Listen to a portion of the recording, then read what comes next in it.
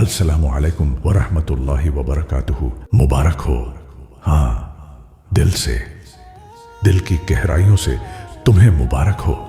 تم ان چند خوش نصیب بندوں میں شامل ہو جنہیں اللہ نے اپنے گھر کا مہمان بنایا۔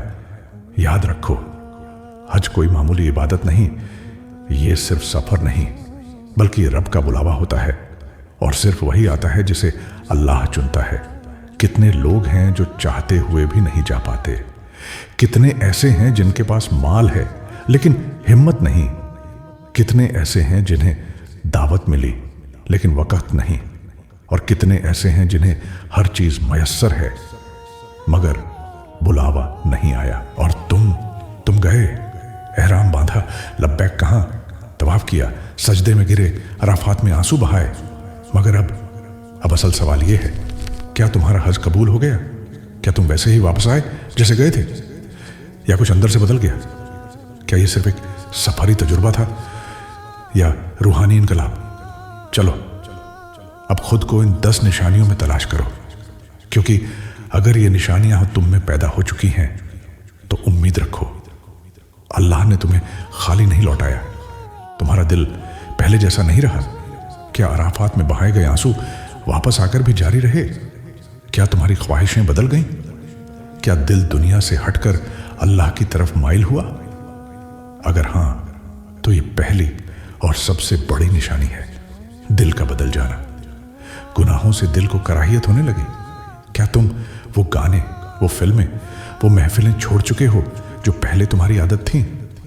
کیا اب تم چھپ کر بھی گناہ نہیں کر سکتے کیونکہ دل اندر سے ڈر جاتا ہے؟ تو سنو، تمہارا دل پاکیزگی کی طرف چل پڑا ہے، عبادات میں خشوع، خضوع اور محبت آ گئی۔ کیا اب نماز جلدی سے ادا نہیں ہوتی بلکہ محسوس ہوتی ہے؟ کیا سجدے لمبے ہو گئے ہیں؟ کیا قرآن دل سے سنا جا رہا ہے، صرف زبان سے نہیں؟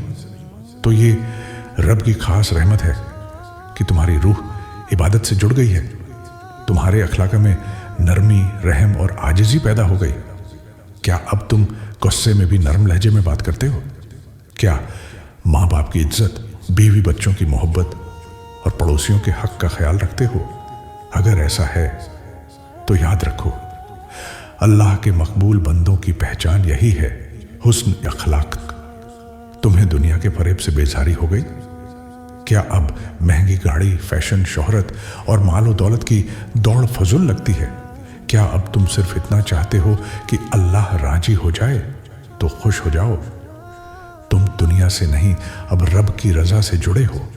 تمہاری تنہائی اللہ کے ذکر سے بھری ہوئی ہے۔ کیا اب اکیلے میں تمہارا دل تسبیح، استغفار اور درود سے جڑتا ہے؟ کیا اب رات کی تنہائی سجدوں سے بھر گئی ہے؟ یہ اس عرفات کا اثر ہے جہاں تم نے رب سے براستہ بات کی تھی۔ تم نیکیوں پر جمے ہو، وقتی جذبے سے نہیں ہٹے۔ کیا تم نے حج کے بعد بھی وہی روحانی ماحول برقرار رکھا؟ کیا تم نماز، تلاوت اور نیکی کے راستے پر مستقل ہو؟ اگر ہاں تو یہ ثواب اللہ کی قبولیت کا سب سے بڑا تحفہ ہے۔ تم وقت ضائع کرنا چھوڑ چکے ہو؟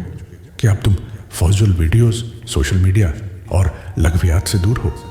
کیا تم ہر لمحہ قیمتی سمجھتے ہو؟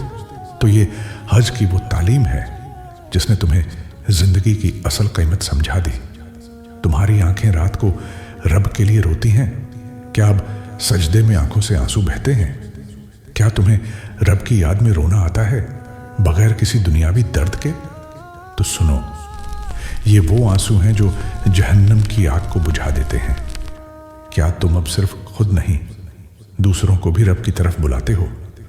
کیا تم چاہتے ہو کہ تمہارا بھائی، تمہاری بہن، تمہارا دوست بھی ہدایت پالے؟ کیا تم اپنی باتوں، عمل یا ویڈیو سے اللہ کا پیغام پھیلا رہے ہو؟ تو سنو، تم صرف حاجی نہیں، اللہ کے سپاہی بن چکے ہو۔ اگر یہ 10 میں سے 3، 5 یا سب نشانیاں تم میں موجود ہیں تو دل سے سجدہ کرو، کیونکہ اللہ نے تمہیں قبول کر لیا ہے۔ حج کی قبولیت کے بعد اصل امتحان یہی ہے کہ ہم اپنے اندر اس روشنی کو باقی رکھیں۔ اے اللہ، جسے تو نے بلایا اس کا حج بھی قبول فرما، اس کی نیتیں بھی، اس کی آنکھوں کے آنسو، اس کے سجدے، اس کے طواف، सब अपनी रजा से भर दे और हम सबको कबूल शुदा हाजी बना दे। आमीन। अगर आपको हमारी बातें दिल से अच्छी लगती हैं और आप चाहते हैं कि ऐसी इस्लामी बातें आप तक बाकायदगी से पहुंचती रहें, तो बराह करम चैनल को सब्सक्राइब कर लें और घंटी आइकन को भी ज़रूर दबाइए ताकि हर नई वीडियो का नोटिफिकेशन आपको फौरन मिल जाए। अगर वीडियो पसंद आई हो तो लाइक करें, अपने दोस्तों के साथ शेयर करें और कमेंट्स में अपनी राय ज़रूर दें। वस्सलामु अलैकुम वरहमतुल्लाह वबरकातुहू।